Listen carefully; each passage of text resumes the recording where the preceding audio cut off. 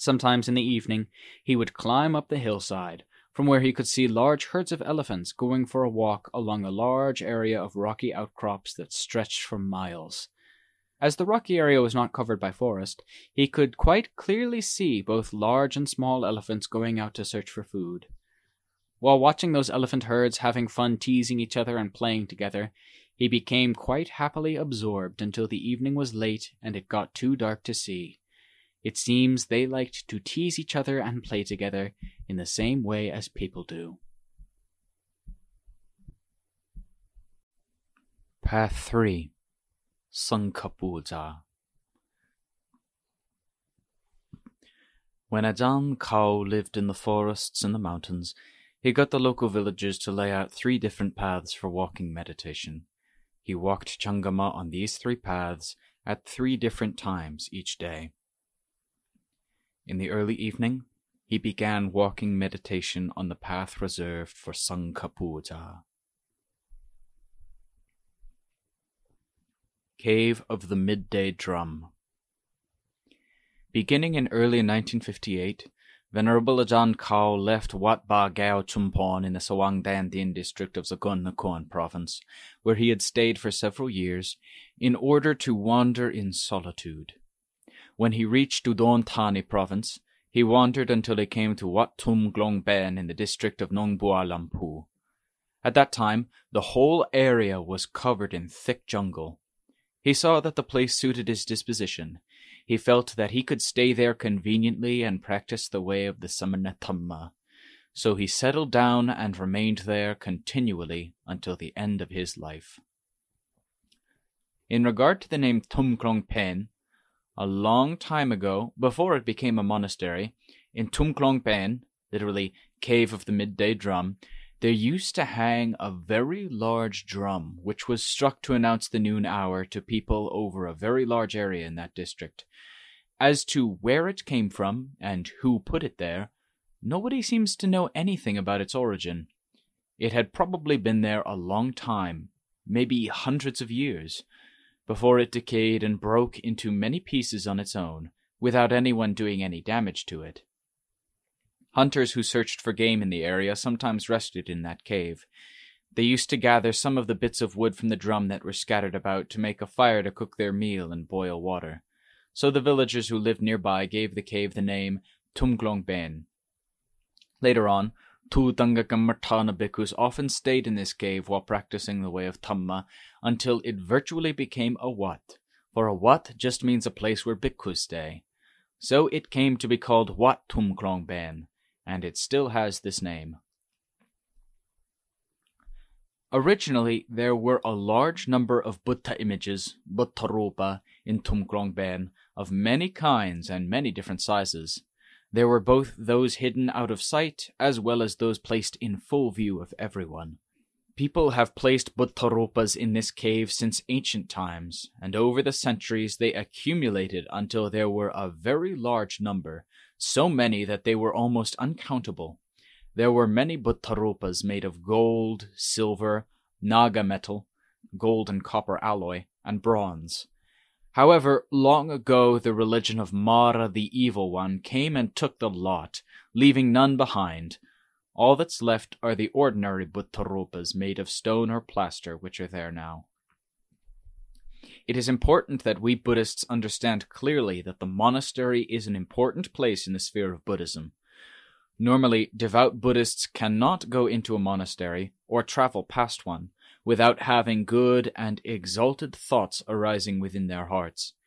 This is because the monastery has always been a sacred place since the remote past, regardless of whether it is in the village or in the forest.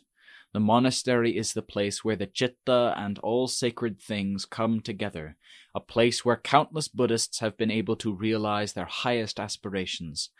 The monastery may be run down and in a state of disrepair, or well-appointed and beautiful, but in the hearts of all those people who have faith in Buddhism, there will be a constant attitude of respect and homage for it. For these reasons, whenever Buddhists go into a Buddhist monastery for whatever purpose, they should be self-restrained, making sure that their behavior is sufficiently modest and suitable. This also includes the clothes that people wear. They should be very careful to make sure that their dress conforms to their status as children of the Buddha, who are going into a place which is highly sacred, a place which has been glorified by the Lord Buddha, the great teacher of the three worlds.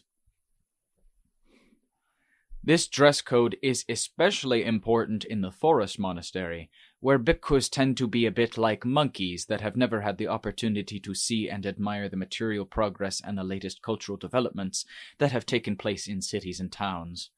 When they see people coming to the monastery wearing some of the latest fashions, they feel it's rather frightening and peculiar.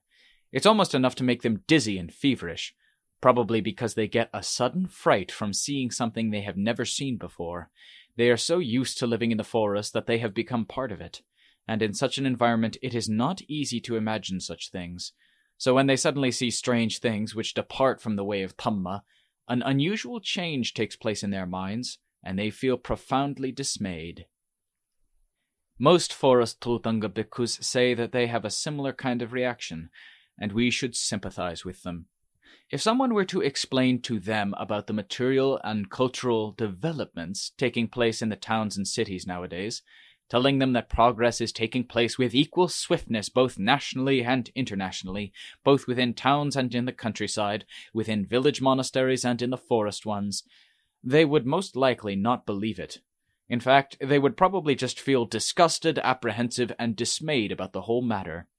In the end, the person relating these developments would be at his wit's end, unable to relieve the forest bhikkhu's apprehensions.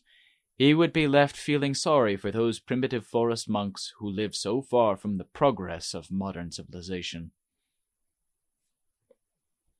The monastery where Venerable Ajaan Khao lived is located in the forests and the hills.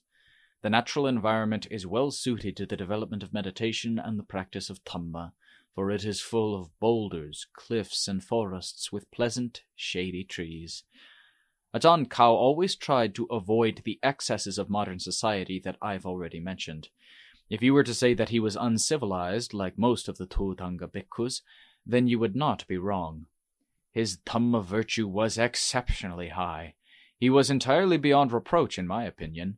But presumably he retained the habit of being very watchful and afraid of dangers in the forest, for even though his Dhamma virtue was at the highest level, he would not have been able to give up all his latent habitual tendencies.